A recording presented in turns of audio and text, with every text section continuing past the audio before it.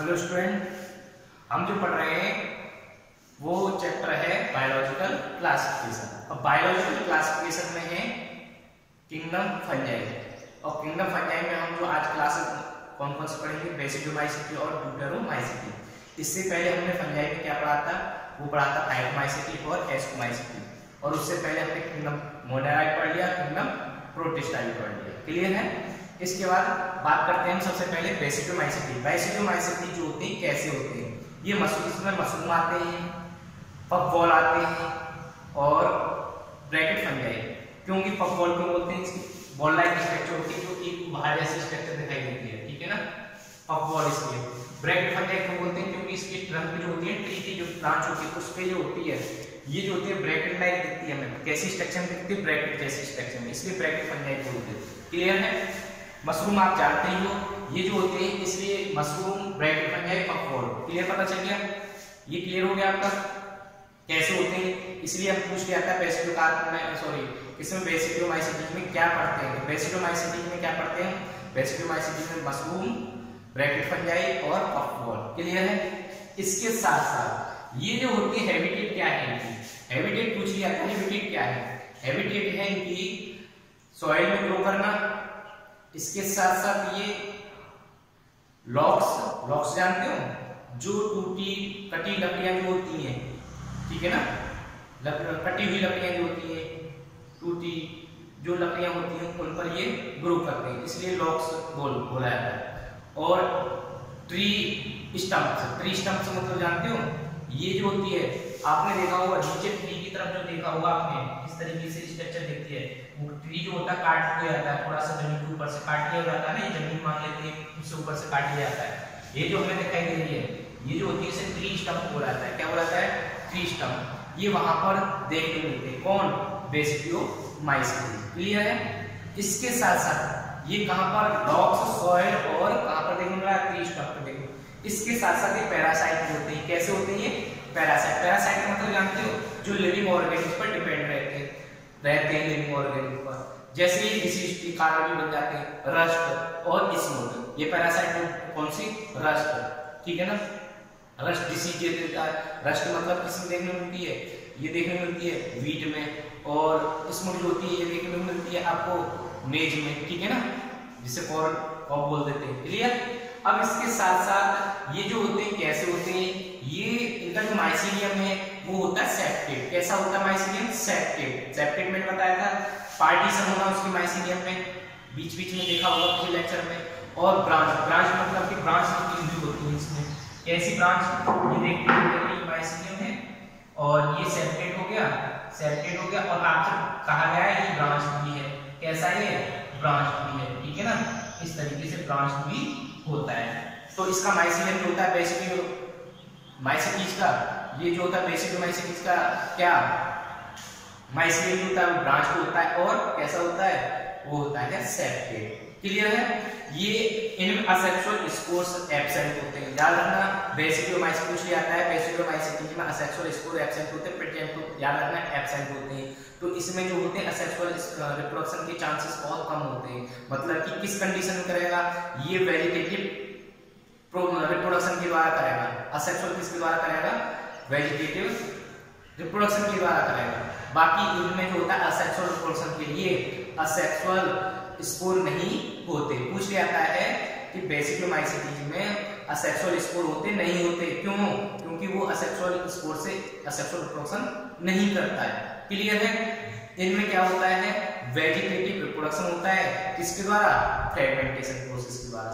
इसके साथ साथ पूछ लिया जाता है ये सेक्सुअल रिप्रोडक्शन कैसे करते हैं, तो सेक्सुअल रिप्रोडक्शन वही तरीका वही है जो हमने पहले पढ़ा था, प्लाज्मोगेमी, ठीक है ना, प्लाज्मोगेमी होगा सबसे पहले। प्लाज्मोगेमी कैसे होता है, फिर उसके बाद देखो इसमें दे रखा है प्लाज्मोगेमी किसका होगा, सोमेटिक सेल होती है। क्या होती है? Somatic cell. ये है सोमेटिक सेल। क्लियर है? ये दोनों सोमेटिक सेल क्या हुई, फ्यूज हो गई। तो आपको क्या देखने मिला, एक प्लाज्मोगेमी देखने मिला। क्या देखने मिला? प्लाज्मोगेमी, जिसमें सोमेटिक सेल, या हम बोल सकते हैं सोमेटोगेमी। क्या बोल देते हैं, सोमेटोगेमी या प्लाज्मोगेमी, जिसमें क्या हुआ, सोमेटिक सेल जो होते हैं फ्यूज हो गए, फ्यूजन ऑफ सोमेटिक सेल, तो उसे क्या बोलेंगे प्लाज्मोडेमी। प्लाज्मोडेमी जब फ्यूज हो जाती है, प्लाज्मोडेमी फ्यूज हो गया, क्लियर है क्या, ये जो होता है सोमेटिक सेल। इसके बाद इसमें आ जाती है डाइकैरोटिक कंडीशन। डाइकैरोटिक कंडीशन मतलब जानते हो डाइकैरोटिक कंडीशन, जिसमें न्यूक्लियस जो होते हैं वो अलग अलग होते हैं। प्लाज्मोडेमी हो गया, लेकिन प्लाज्मोडेमी के बाद भी क्या देखने मिल रहा है, डाइकैरोटिक कंडीशन।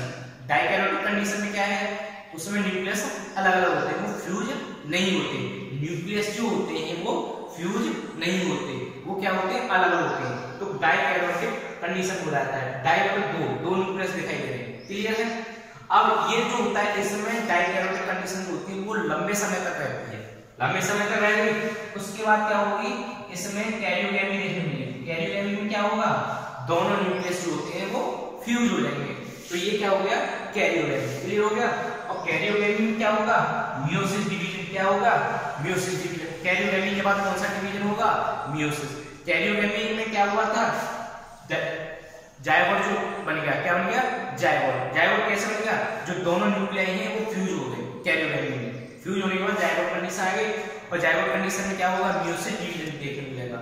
और मियोसिस डिवीजन से क्या होगा, कैरियोगेमी में जब आगे चल के क्या होगा, मियोसिस डिवीजन देखने मिलता है कैरियोगेमी के बाद। उसके बाद देखने मिलेगा आपको बेसिडियो स्पोर बन जाएंगे। क्या बन जाएंगे, बेसिडियो स्पोर। रीचेक करते हैं एक बार, दोनों क्या है, सोमेटिक सेल है, इसमें प्लाज्मोडेमी हुई, प्लाज्मोडेमी या सोमेटोडेमी, क्या बन गया, फ्यूज हो गया। डाइकैरोटिक कंडीशन आ गई, क्योंकि दोनों न्यूक्लियस अलग हैं, लंबे समय तक रहती है।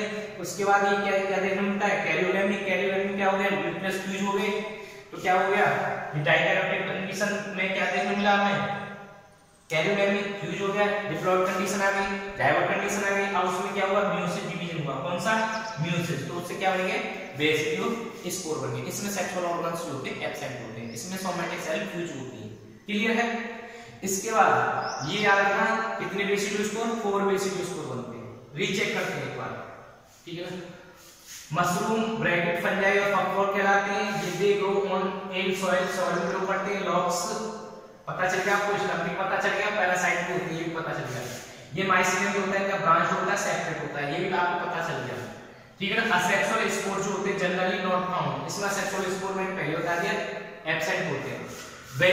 ये क्या करता है, वेजिटेटिव रिप्रोडक्शन करता है। क्या करता है, वेजिटेटिव रिप्रोडक्शन, किसके द्वारा, फ्रेगमेंटेशन के द्वारा। Is that clear. इनमें सेक्सुअल रिप्रोडक्शन की बात आती है, किसकी, सेक्सुअल रिप्रोडक्शन की। सेक्सुअल रिप्रोडक्शन जो होता है प्लाज्मोडेमी में सोमेटिक सेल देखने मिलती है, और वो दोनों फ्यूज हो जाते हैं। तो क्या आ जाते हैं, डाइकैरोटिक कंडीशन, जिसमें दोनों न्यूक्लियस अलग अलग होते हैं, लंबे टाइम तक रहते हैं। तो उसके बाद उसमें कैरियोगेमी देखने मिलती है। कैरियोगेमी में क्या हुआ, दोनों फ्यूज हो गए, तो डिप्लॉयड कंडीशन आ गई। जायगोट कंडीशन में क्या होगा, मियोसिस डिवीजन होगा। भाई आगे चल के वो क्या होगा, उस कैरियोगेमी के बाद जो बॉडी बनेगी उसमें कौन सा होगा, मियोसिस डिवीजन देखने मिलेगा। जो कैरियोगेमी के बाद जो बॉडी बनेगी उसमें क्या होगा, मियोसिस डिवीजन देखने मिलेगा। और मियोसिस डिवीजन से क्या होगा, बेसिडियो स्पोर बन जाएंगे। क्या बन जाएंगे, बेसिडियो स्पोर। वही चीज आ गई, ये रहा, ठीक है ना, ये आपको दिख रहा है, इस तरीके से होता है। इसके बाद ये कैरियोगेमी और मियोसिस जो होता है वो बेसिडियम में देखने मिलता है। किसमें, बेसिडियम। बेसिडियम क्या होता है बताते हैं आपको। देखो ये क्या है, फ्रूटिंग बॉडी है, और फ्रूटिंग बॉडी क्या बोलते हैं, बेसिडियो कार्प। क्या बोलते हैं, बेसिडियो कार्प। बेसिडियो कार्प में क्या होते हैं, अरेंज होते हैं बेसिडियम। क्या अरेंज होते हैं, बेसिडियम। बेसिडियम जो होते हैं वो मिलकर क्या बनाते हैं, बेसिडियो कार्प एक फ्रूटिंग बॉडी होती है। और बेसिडियम से क्या होता है, जब उसमें मियोसिस डिवीजन होता है उससे क्या करते हैं, उसमें निकलते हैं बेसिडियो स्पोर, क्लियर है। और ये कैसा देखने मिलता है, एंडोजीनसली नहीं, एक्सोजीनसली होता है। इसमें क्या होता है, एक्सोजीनसली। देखते हैं एक बार, basidiospore are exogenously produce on the basidium, clear है।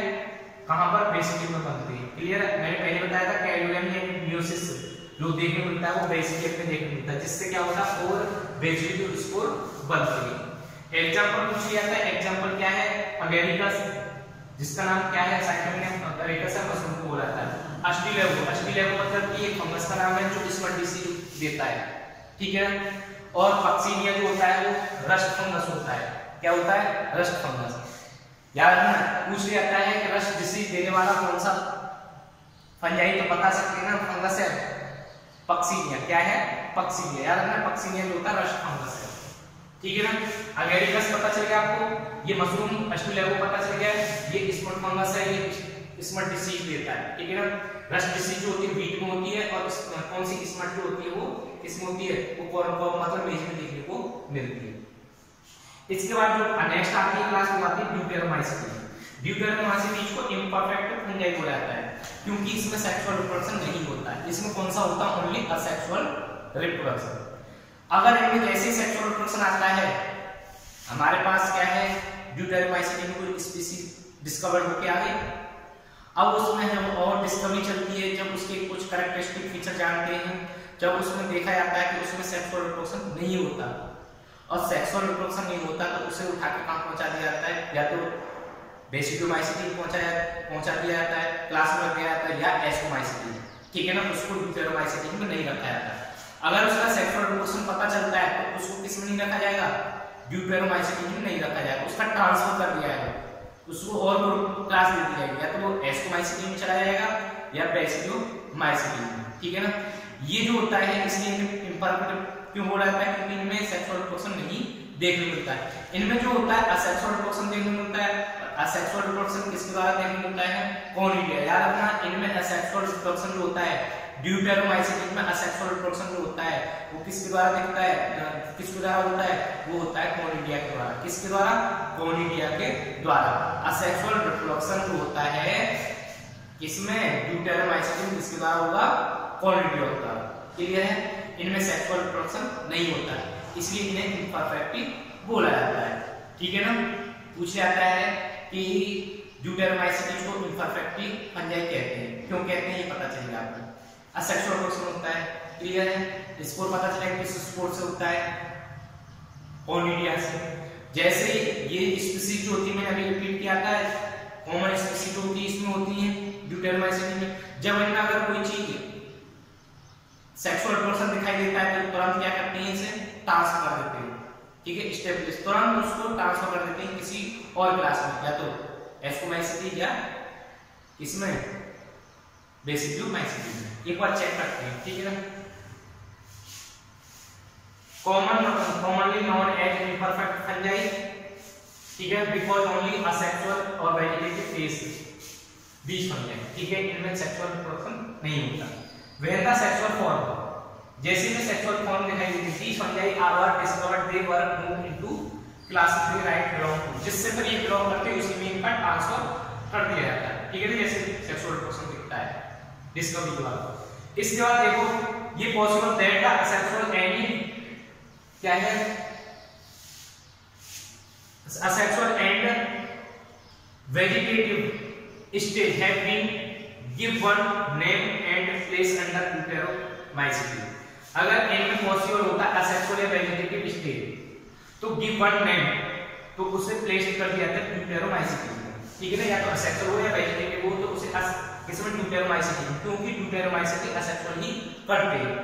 अगर उनमें सेक्सुअल स्टेज आती है तो उनको क्या कर देता है? प्लेस अंडर अनदर क्लास, दूसरी क्लास में ट्रांसफर कर दिया जाता है, दूसरी क्लास में रख दिया जाता है। मैं पहले बताया था असेक्सुअल है रहेगा, अगर इसको डिस्कवर किया गया है, डिस्कवर करने के बाद अगर इसमें असेक्सुअल है तो ये ड्यूटेरोमाइसीटी में छोड़ा जाएगा, या वेजिटेटिव ड्यूटेरोमाइसीटी में। अगर ये सेक्सुअल करता है रिप्रोडक्शन तो उसे क्या पहुंचा दिया जाएगा?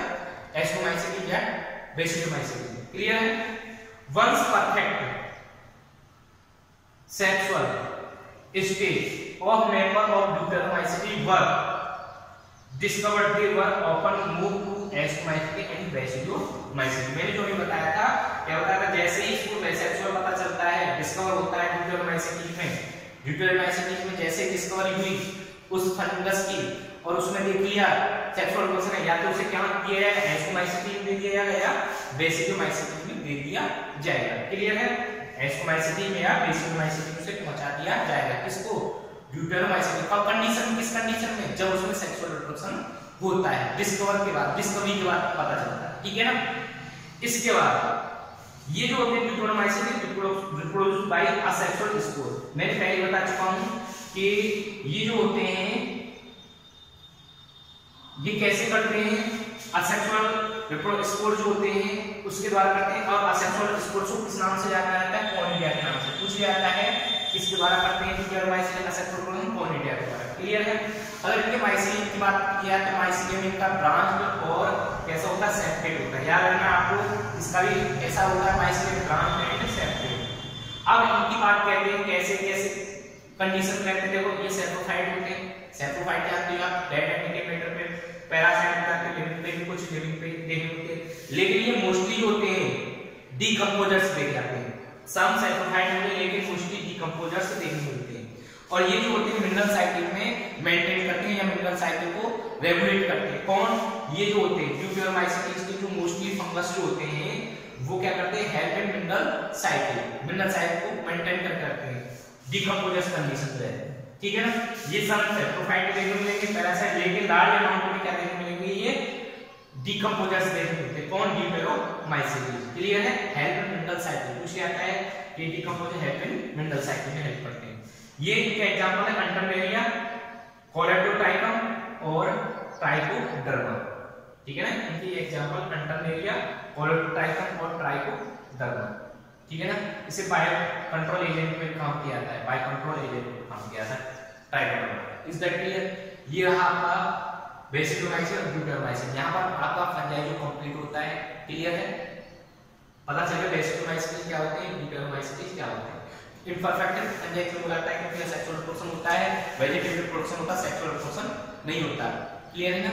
जैसे ही जब ये इनके किसी जो फंगस में अगर सेक्सुअल रिप्रोडक्शन होता है, दिखता है डिस्कवरी के बाद, तो तुरंत उसे किसमें ट्रांसफर कर दिया जाता है? या तो टेस्टोमाइसिन या बेसिडोमाइसिन में ट्रांसफर कर दिया जाता है। Is that clear? कोई प्रॉब्लम? और ये पता चलना चाहिए कि असेक्सुअल रिप्रोडक्शन कैसा करता है? ड्यूटेरोमाइसिन किसके द्वारा करता है? कॉनिडियो स्पोर के द्वारा, मतलब कि कैनिडियो स्पोर जो होते हैं या कॉनिडियो। क्लियर है? कॉनिडिया, याद रखना कॉनिडिया के द्वारा ही क्या करते हैं? असेक्सुअल रिप्रोडक्शन करते हैं। क्लियर है? याद रखोगे ना? पूछ लिया है तो क्या बता जवाब दोगे आप कि ड्यूटेरोमाइसिन में असेक्सुअल स्पोर क्या होते हैं? तो जवाब क्या दोगे? कॉनिडिया। ये क्या करते हैं? Asexual reproduction. ड्यूटेरोमाइसिन सेक्सुअल करते हैं नहीं करते, सेक्सुअल हुआ तो ट्रांसफर। इनका माइसिलियम कैसा होता है? Septate and branch. क्लियर है? कोई प्रॉब्लम? इनके एग्जांपल पता चल गए?